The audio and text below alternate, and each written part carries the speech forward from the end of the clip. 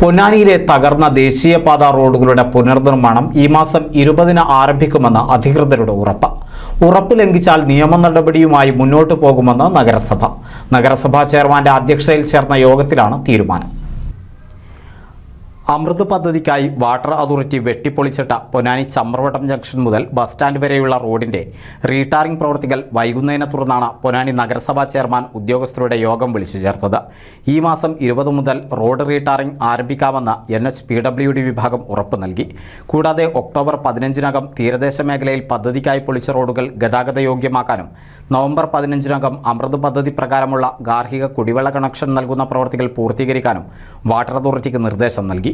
അല്ലാത്ത പക്ഷം വാട്ടർ അതോറിറ്റിക്കെതിരെയും കരാർ കമ്പനിക്കെതിരെയും നിയമ നടപടി സ്വീകരിക്കാനും യോഗത്തിൽ തീരുമാനിച്ചു.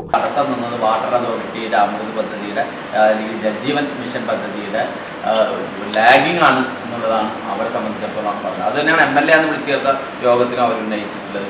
അപ്പോൾ അതിൻ്റെ അടിസ്ഥാനത്തിൽ എങ്ങനെയായാലും ഈ ആഗസ്റ്റ് 31-ാം തീയതിക്കകം ഈ വർക്ക് പൂർത്തീകരിച്ച് സൈറ്റ് ഹാൻഡ് ഓവർ ചെയ്യുന്നവർക്ക് സെപ്റ്റംബർ 1 മുതൽ ഞങ്ങൾ വർക്ക് തുടങ്ങുമെന്നാണ് പറഞ്ഞിട്ടാണ് അന്നത്തെ യോഗം അവസാനിച്ചത്. ദൗർഭാഗ്യവശാൽ ഇപ്പം നമുക്കത് ആ ഒരു സ്റ്റാറ്റസിലേക്ക് കാര്യങ്ങൾ എത്തിയിട്ടില്ല.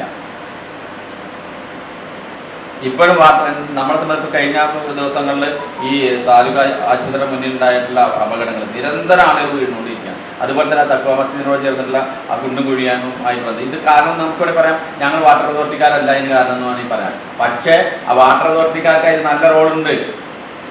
ഈ സൈറ്റ് ഹാൻഡ് ഓവർ ചെയ്യാവുന്ന തരത്തിൽ നിങ്ങളുടെ പണി നിങ്ങൾ ആദ്യമേ തീർത്തിരുന്നെങ്കിൽ അവർ വർക്ക് ചെയ്യും.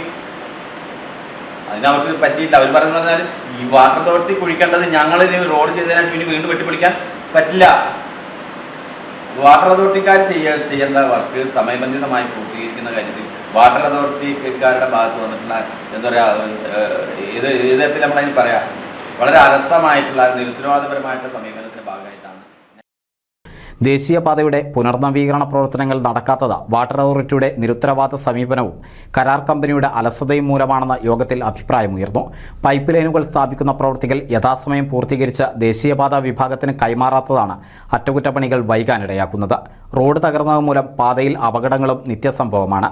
അതേസമയം ഈ മാസം 20-ന് തകർന്ന റോഡുകളുടെ നിർമ്മാണം ആരംഭിച്ചില്ലെങ്കിൽ വാട്ടർ അതോറിറ്റിക്കും കരാറുകാരനുമെതിരെ കോടതിയെ സമീപിക്കുമെന്ന് യോഗത്തിൽ പങ്കെടുത്ത നഗരസഭ പൊതുമരാമത്ത് സ്ഥിരം സമിതി അധ്യക്ഷൻ ഒ ഷംസു മുന്നറിയിപ്പ് നൽകി.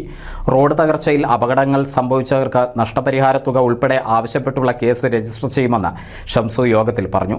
നഗരസഭാ ചെയർമാൻ ശിവദാസ് ആറ്റുപുറത്തിന്റെ അധ്യക്ഷതയിൽ നടന്ന യോഗത്തിൽ സ്ഥിരം സമിതി അധ്യക്ഷർ, ഉദ്യോഗസ്ഥർ എന്നിവർ പങ്കെടുത്തു. NCV news Ponnani.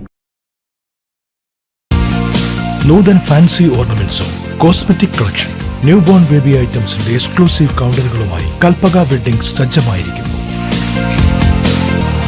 ഏവർക്കും സ്വാഗതം.